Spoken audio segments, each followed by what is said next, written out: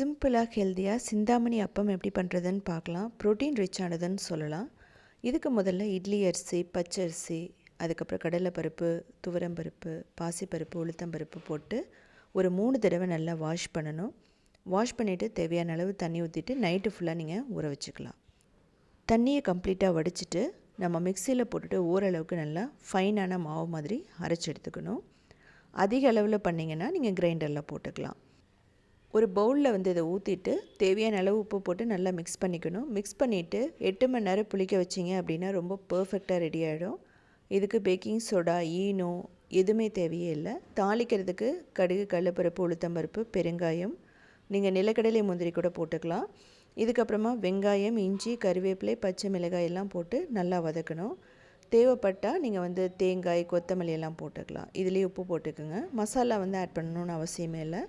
காய்கறிகள் வேணால் நீங்கள் ஆட் பண்ணிக்கலாம். இது பார்த்திங்கன்னா 8 மணி நேரத்தில் நல்லா புளிச்சு வந்துருச்சு. ஸோ இப்போ தாளிச்சது இதில் நம்ம போட்டுரும். போட்டுட்டு நல்லா மிக்ஸ் பண்ணிக்கலாம். மிக்ஸ் பண்ணிவிட்டு நம்ம பணியாரம் ஊற்றிக்கலாம். இதில் இட்லி, பணியாரம், ஊத்தப்பம் எல்லாமே பர்ஃபெக்டாக வரும். உங்களுக்கு தோசை கூட சூப்பராக வரும். இதில் ஆயில் ஒரே ஒரு டீஸ்பூன் தான். 2 நிமிஷம் நீங்கள் 2 பக்கம் வேக வச்சு எடுத்தீங்க அப்படின்னா ரொம்ப சூப்பராக ரெடி ஆகிடும்.